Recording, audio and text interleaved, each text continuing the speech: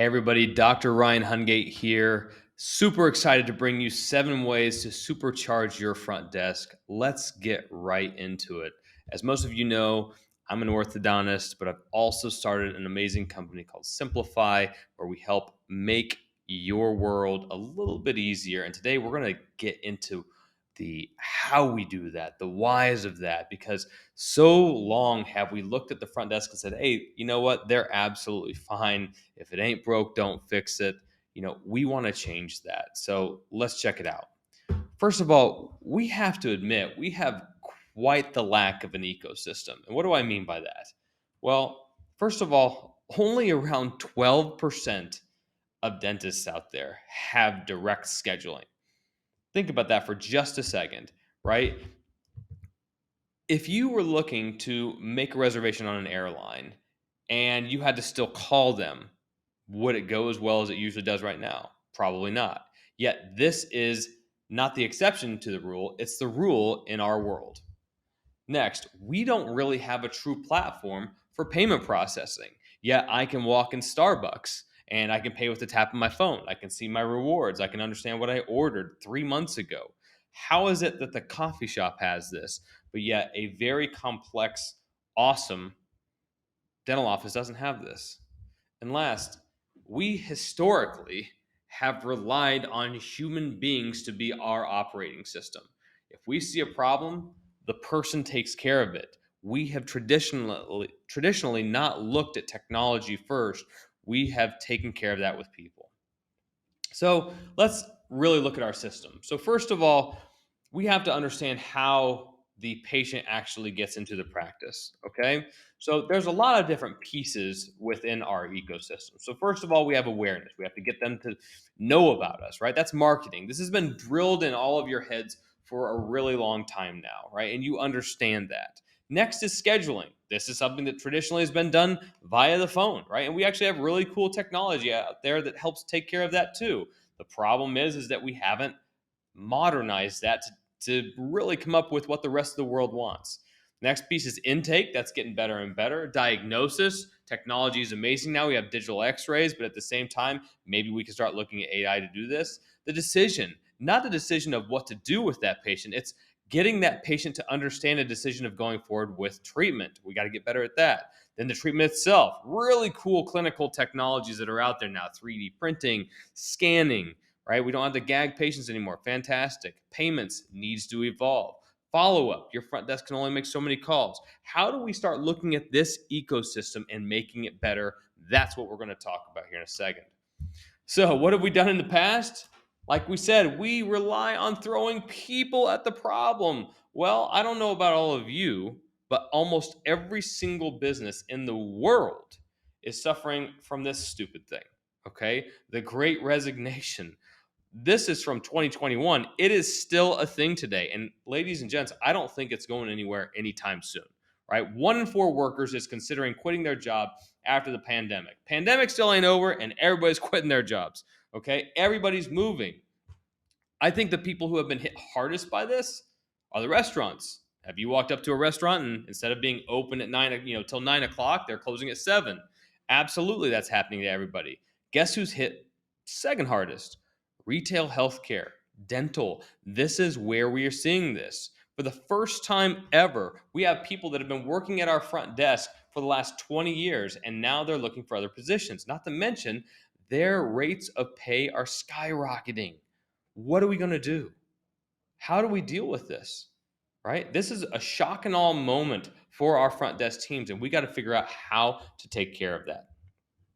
Well, look, even if they do leave, the work still has to get done, right? It has to get done because what all are they doing? Well, it can't be that much, can it?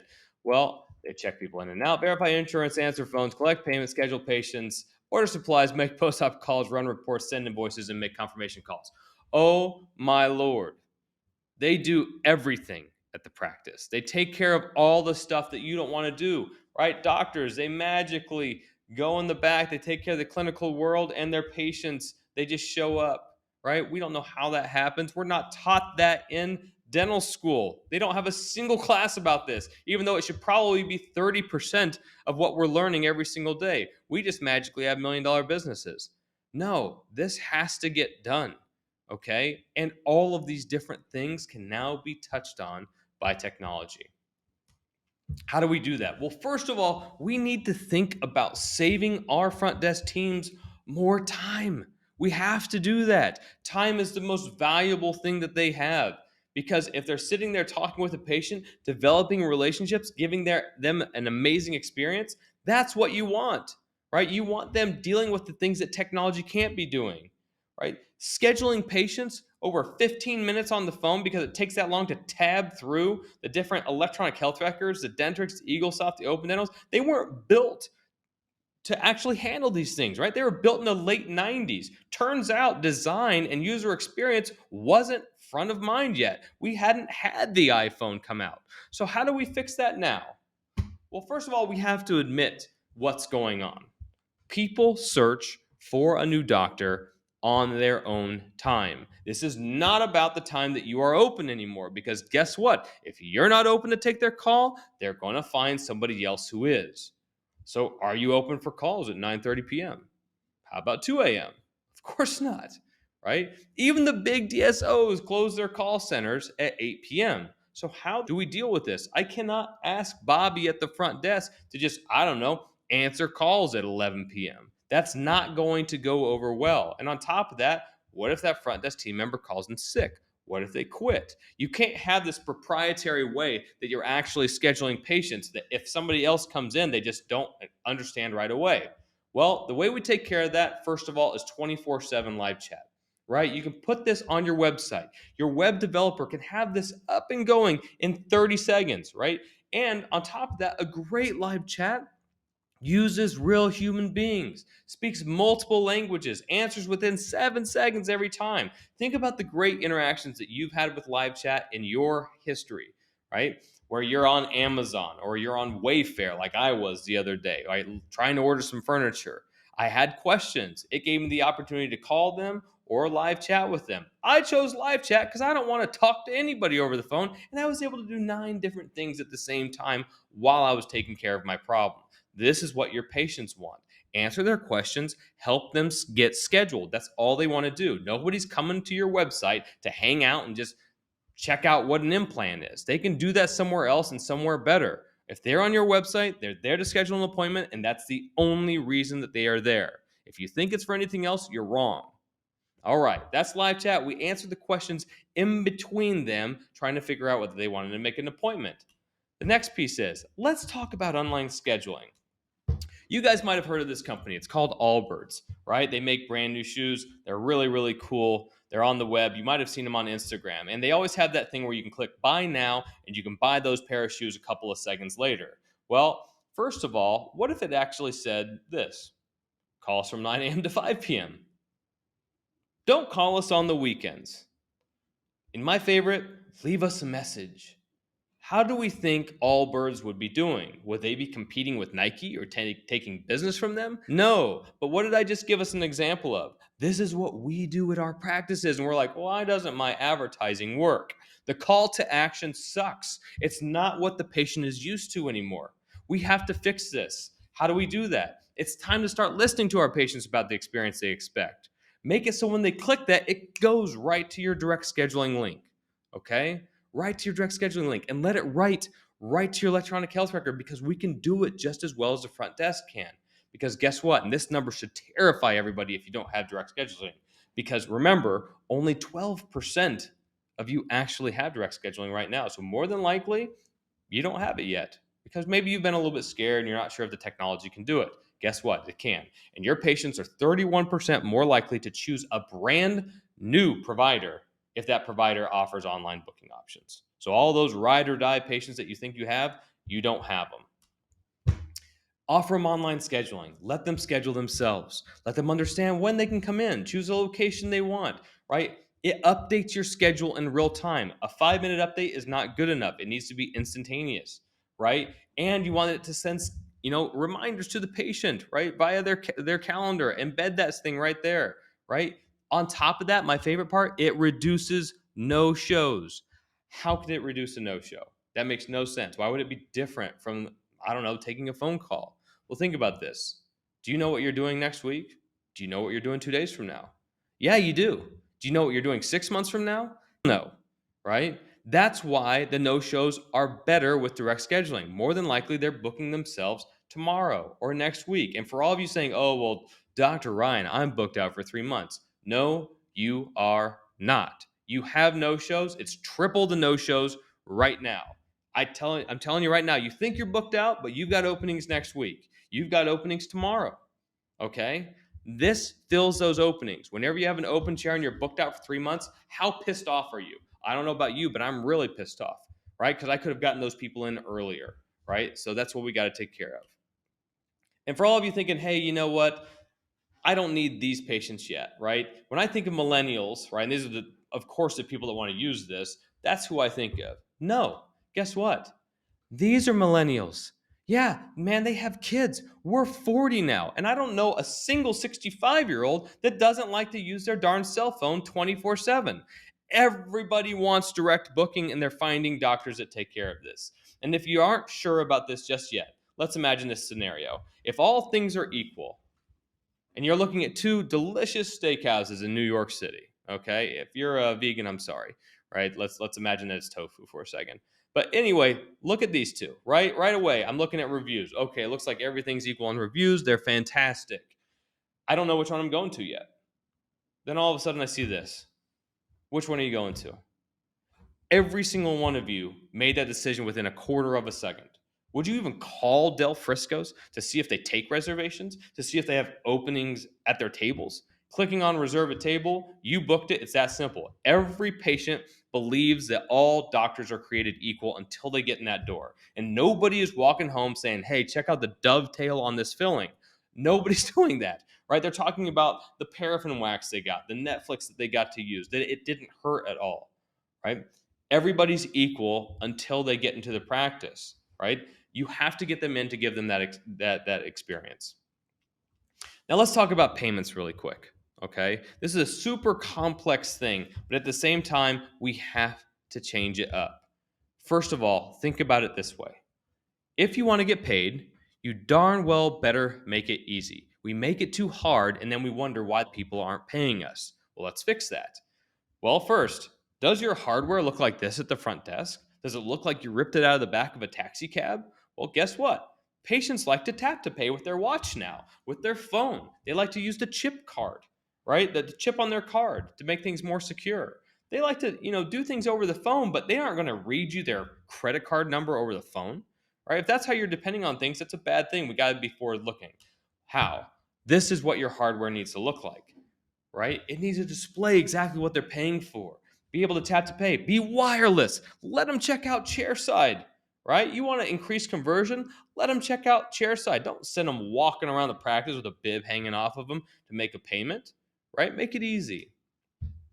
What should a payments platform include? First of all, it needs to be wireless, like we just talked about. Second, it needs to read and write back to your electronic health record. If you're still making your front desk do these things, it's ridiculous. In-house payment plans and external financing. You need to start considering this. Buy now, pay later is the coolest thing in finance in the rest of the world. We need to think how we do this. And last, subscriptions, right? If you're not doing an in-house subscription plan, it's something to consider and something for a later time for us to talk about. First of all, how do we decrease the accounts receivable errors? Well, like I said, if you manually have people typing back and forth on your EHR, you swipe a credit card over here, you print a receipt, and then later on at the end of the day, you're typing all that in. Imagine how often you're moving decimal points around. Have you ever messed up when you're tapping on a calculator? Of course you have. Your front desk is doing a lot of different things, and if they slip up, that's revenue out of your pocket. On top of that, the duplication of efforts, right? That just opens you up for all kinds of errors and possible even embezzlement, which none of you want, right? You're saving on average of 5 minutes each transaction for every single time you transfer that information back and forth. So not only are you going to have a better checkout process for your front desk team and the patient, but you're going to decrease those errors and make more money without even thinking about a thing. Okay? You're actually taking away work. That's how we have to think about technology. Take away the work. Do you still send paper bills? Yeah, you probably do. Everybody does. That's silly. Don't do that, right? If you think people are going to pay you quickly from doing that, they're not. Patients pay 80% faster just because they can use Apple Pay or Google Pay. This is what you want to do, right? That's what you want to end up taking care of. Last, you want them to be able to log in and see all their different transactions in a secure payment portal, right? They don't need to bother your front desk for this. And also, does your front desk's monitor look like this? When you have to bill credit cards at a certain time every single month, you should be able to tokenize credit cards properly, save them to their profile, and then automatically bill them in a payment plan, right? You should do this securely. If you're writing down credit card numbers, I'm telling you right now, this is a really bad thing. It's not PCI compliant, and this will go poorly for you. Last quick thing, let's talk about merchant fees. You're probably paying around 3%, right? If you're a larger practice. National average is just over 3%. That's not fair. It's not good. Okay. Some of you are paying substantially more. If you are fasting to make more money, get that down. But guess what? If any of you are paying ridiculous fees, you better cover your ears. It is now legal in every single state to pass through credit card fees to the patient. What do I mean by that? Now, wait a second. I said credit card fees, not debit and ACH, but credit card fees. That means that your effective rate on credit cards will be 0%. What if I was able to get you 3% back on your business without doing a darn thing? Now, you might think, wait, I don't want to pass that through to the patient. That's a bad thing. No, it's not, right? Visa and MasterCard are raising their rates every single time, and those points cards are ridiculous. We like them because we fly free, but guess what? Right? You're the one taking the hit as the merchant. How do we fix that? Well, it's something you experience every single day at the gas station, right? They show you the credit debit rate and they show you the cash rate, right? And you make the decision. You pull in and you swipe your card, right? The gas attendant didn't have to come out and explain it to you, right? You had the opportunity for a discount if you want it, and you do that. Don't make your front desk explain this, right? Show them the regular price of the credit fee and show them the discounted price. They are happy, right? Then they can swipe whatever they want. Might not be a big deal for them on the savings, so they can choose regular price or they can choose discounted price. It's up to them on whatever they need to use. But at the end of the year, you're going to save between $30,000 and $70,000. That's real money for each of your locations. So it's something to think about. So again, let's think about what we just talked about, right? We talked about awareness, scheduling, decision making, payment processing, and follow up. All that built into one. All of that was separate before technology, right? Let technology bridge the gap. Let it all talk to one another. Let's help out those front desk team members, right? They're overwhelmed. It's harder to hire than ever. We need to get that done. Okay. We need to help them out. Think about how technology can be replicable, make it easier for those team members. When we do that, we're going to supercharge that front desk and they're going to love you a lot more and stay a lot longer. Have a great day. Thanks for tuning in. Talk to you soon.